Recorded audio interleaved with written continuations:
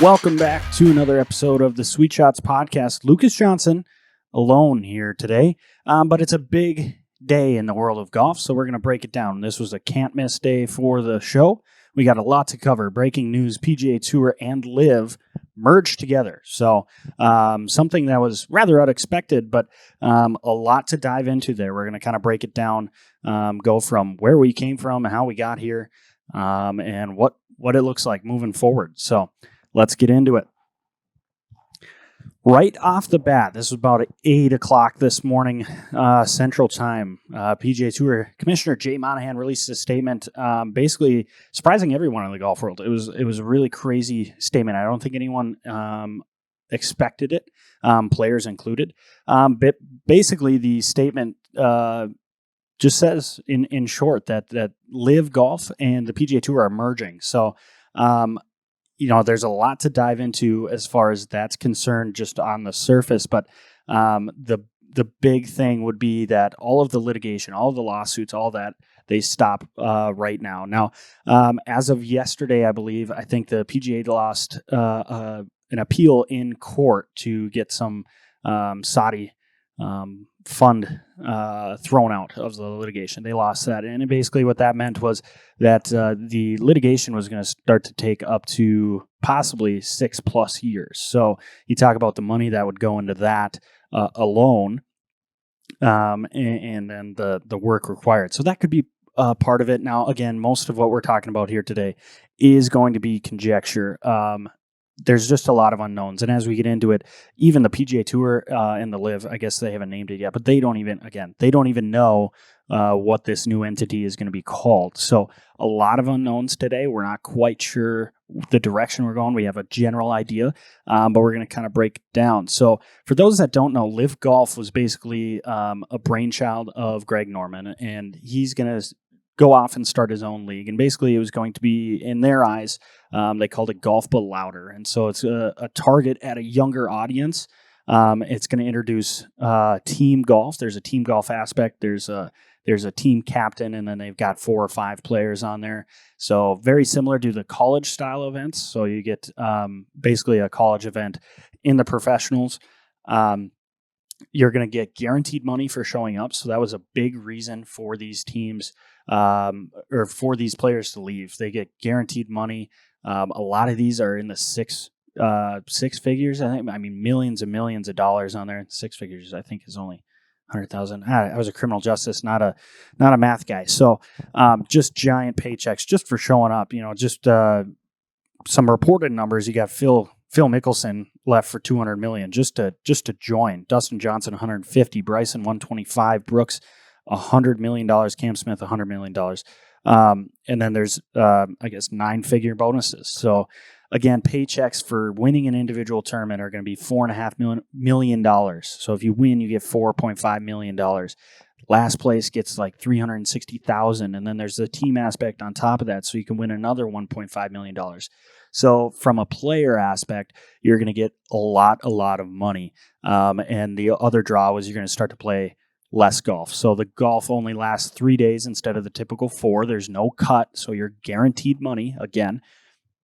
And the season is much shorter. Now there's more travel, more global travel, but the season is shorter. So from a purely work standpoint, right, you're gonna work less and get paid more. So from that standpoint, definitely appealing to a lot of people. You look at guys like a Taylor Gooch, who wouldn't necessarily be a top name on the PGA Tour.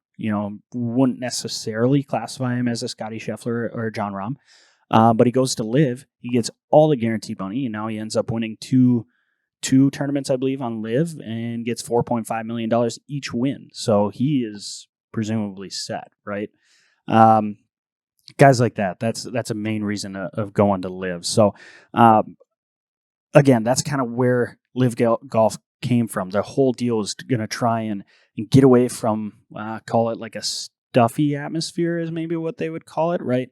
Not necessarily something that a high school kid or even a middle school kid's going to want to watch. The deal with LIV is they play music on the golf course while you're playing. So no more hushed tones, whispering, right? It's essentially the Waste Management Phoenix Open every tournament. So different, I think, in a lot of ways, but some good, some not so good. Definitely entertaining just on the pure watch value of it. I think they really struggled in the execution of it all. I think things could have been done a little bit better, a little bit cleaner. But there again kind of lies why we're here right now. If you look at where LIV was at just recently, right, as of this last year. So they started in 2021. Their inaugural season was 2022.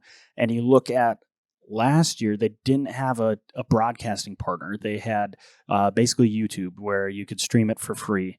And then they started kind of charging a premium for that. And then you start to look at, okay, how do we get a broader audience? They went to the CW channel, which, all jokes aside, but they went to the CW channel, basically got thrown to the wayside from them. I mean, they had a dream scenario. We kind of touched on it on one of the episodes, but they had a dream scenario of Cam Smith and Dustin Johnson at a playoff for $4.5 million. And they cut away from that to go to reruns of any show during that time. So you look at,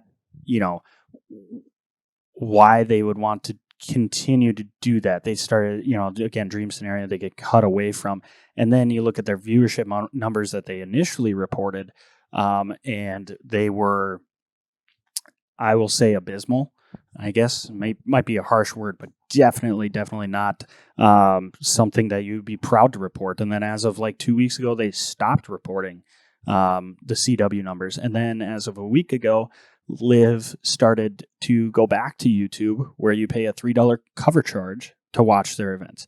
And I believe at the time that I saw the message, there was 75 people watching. So on the outside, LIV was definitely not sustainable. They were dying out.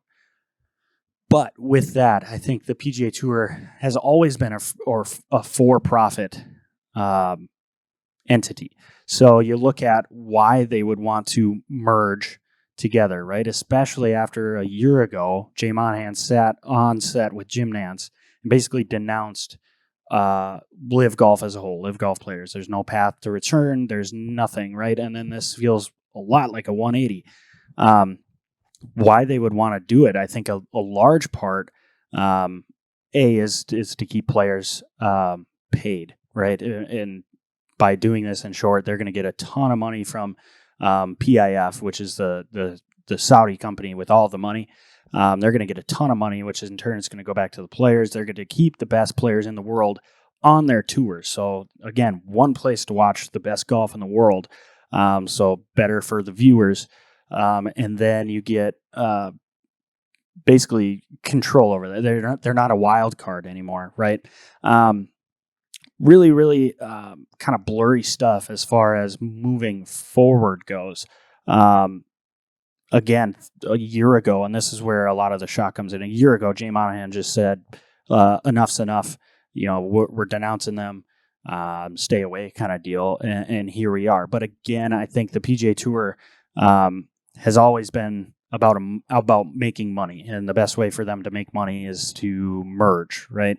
It's kind of a win-win for them as far as now there's ability to make golf content year round, right? There's you don't have to have that dead period in the fall, right? There's a lot of rumors that the LIV season, if you can call it that anymore, would be in the fall. That would take the place of kind of that dead season. So now you're not going to have like LIV integrated tournaments during the PGA Tour season, so they're going to remain separate, but fall under that one umbrella. So, but again, this is all conjecture. I mean, straight from Jay Monahan himself, his statement on Twitter. They're going to conduct a comprehensive evaluation of LIV Golf and determine how best to integrate team golf into the professional game. So they don't know how that's going to look there. You've got a lot of, let's see, I got to get the correct one in front of me. So basically, they haven't even named the new entity. So there's a framework agreement for the PIF's Public Investment Fund is contributing its golf-related commercial business and rights, so that includes LIV Golf, along with a significant financial investment toward minority equity ownership of new collectively held for-profit LLC. This new name, TBD, will also include PGA Tour's commercial business and rights, as well as those of the DP Tour. So basically just a giant umbrella where now all golf gets played under. And again, they don't even know the direct direction that this is going. And so it raises a lot of questions as to why. And I have a few hunches. I think, again, the litigation side of things, I think, was a big one. The also the other things that look at, did Brooks's play at the PGA Championship have something to do with it? Obviously, there was a talk about like, these guys will never play in PGA Tour. And then when they got into the majors, they're like, well, they can't play with them. It's only, they only play 54 holes. But then you look at the Masters, and he had, I don't know, like 7 live guys or 5 live guys in the top 10, and Phil was second, right? I mean, it's all of a sudden these statements of these guys are going to forget how to play golf wasn't true. And so now you're up against like, okay, we want the best players in the world to play on the PGA Tour, but, call it 6 of them or some of them, right, are off on this rival tour. So now they're pulling viewers, they're pulling money essentially from the PGA Tour. How do we get that back, right? So I don't think this was a tough call for Jay Monahan. I think this was always in the cards. The deal would be that there's not necessarily a path back at this time. So I think they were, another direct quote from Jay Monahan, "We will work cooperatively to establish a fair and objective process for any player's desire to reapply for membership with the PGA Tour or the DP World Tour following the completion of the 2023 season, consistent with each tour's policy. It's a complicated endeavor and one that will be guided by established PGA Tour rules and regulations." So to me, I mean, what that sounds like too, and then you go back to how the live players were playing, to me that sounds like, hey, what happens to the Ryder Cup, right? So all of the talk that now that Brooks has won, does he get a spot on the Ryder Cup team? Or if he qualifies, does he get a spot on the Ryder Cup team? If you say no, how many people tune out, right? How many viewers do you lose there? How many tickets do you lose out, right? Money. It all comes back down to the money. And then you look at Dustin Johnson, who's been a part of it. You look at Cam Smith on the European side of things. Sergio Garcia, he's a legendary Ryder Cup guy. Now he can never be captain. So, it's one of those things where I think this was always in the cards, and I think that I'm almost certain that Brooks's play kind of cemented this, right? We need the best players in the world on the PGA Tour. This is what Jay Monahan, PGA Tour. We need them on the PGA Tour. How do we do that? And to avoid litigation costs, all that stuff, they're just going to settle those. And then you're going to come back and say, okay, how do we make this a win-win? So I definitely don't think the PGA Tour is sad about what's going on. I think they're actually quite happy, right? They get the best players in the world back, if they so choose. And they get a new avenue to, well, basically they get a whole bag of cash to go do whatever they want as far as marketing and promotion of golf, right? This becomes a global deal with the reach of the PIF. And so you look at, how does, or where the steps go from here. I mean, you're going to see a year-round golf calendar, I think, and it'll be interesting to see how they integrate the teams into the professional game. Personally, I think I really don't mind the fall. If you have a PGA Tour season and a live season, I don't know if you keep the names, but you have that fall season's going to be more of the fun, more of the shorts on the golf course, music on the golf course, different stuff like that, where you leave the 4 majors intact, you leave the elevated events intact, you leave the tradition of the PGA Tour alone, and live golf becomes an added part of that. I think there's value in that. And then again, as long as you can find a way, and this is going to be the big challenge, right? Obviously, the PGA Tour has to figure out a way to justify this decision, and the fact that they spent almost 2 years decrying and pushing away not only live golf but the players in live golf. I mean, you think about the guys that stuck with the PGA Tour. They turned down bags and bags of cash, millions and millions of dollars to go play for LIV. They turned it down. They stuck their necks out for the tour, and the tour just basically pushed them right off the cliff. And so they have to find a way to denounce that now, or not denounce that, but try and back that up. Now, is there an easy way to do that? No. I think what they're going for is time heals all wounds, right? I think that the PGA Tour is probably happy with what the decision was. They're happy with they got the cash they wanted. They got all the players back they wanted. And now they're going to try and make the product so good that people forget about it, right? You have to tune in to see Cam Smith and Dustin Johnson back for their first PGA Tour event, right? You have to tune into the Ryder Cup because it has those LIV tours. But you have to wonder how the players that stuck their neck out for the PGA Tour are going to respond. Do they speak out, for one, or do they, I guess I don't even know what you would do. Are you in a position to really speak out? Because, again, the PGA Tour, you're an independent contractor. You could leave, but there again, golf's your livelihood. So why would you leave? So going to be really, really interesting and important to note too that tonight, and this was recorded on Tuesday, so the 6th, there's going to be a players meeting at 4, I think it's Eastern, at the RBC Canada. So more and more information is going to be coming out, daily. I would imagine that players meeting is going to be quite hostile. Again, the players didn't know anything about this. This was all kind of backdoor stuff, which to me is very, very shady. But again, I think it was just too good for the PGA Tour to turn down. Again, money talks. This is all for-profit stuff. I just think that, the short of it, right? The pop culture deal is LIV Golf basically pulled a Michael Scott Paper Company, right, from The Office. They splintered, they went off, they pulled a small group out of there. They basically undercut everything. They were failing. They weren't sustainable. They were going down, but they had enough big name players that the PGA Tour had to bring them back, right? So you got whether Michael Scott's Greg Norman or Michael Scott's Brooks Koepka or Phil Mickelson, whatever, right? But you had the Michael Scott Papers. That is a true story now. The Michael Scott Paper Company story from The Office is now true in the fact that LIV Golf was Michael Scott Paper Company, and the PGA Tour just bought them out. So it's one of those things where LIV was destined to fail, but they had too many assets to let them fail. I think that's one way that I'll put it. I think as a fan of golf, I'm happy that there's a pathway for these players back, right? Imagine not watching Dustin Johnson or Brooks Koepka or watching him 4 times a year, I guess.